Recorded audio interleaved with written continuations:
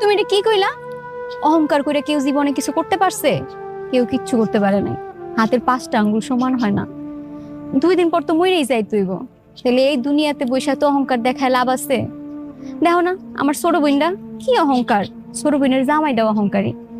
লাভ কি? এত অহংকার করে তো কোনো লাভ নাই। আমি না খুব ভালো আছি যে তুমি গরিব, আমিও গরিব। তুমি তো মাটির মানুষ, আর এরকম মাটির মানুষই আমার অনেক পছন্দ। আর তাছাড়া আমি কুড়ে ঘরে আছি, আমার কাছে এই ঘরই সব থেকে সুখের সংসার। আমার 5তলা দালান ঘরে থাকার আর কোনো ইচ্ছা নাই। সারাটা জীবনই তো দালান ঘরে থাইকে আসছি।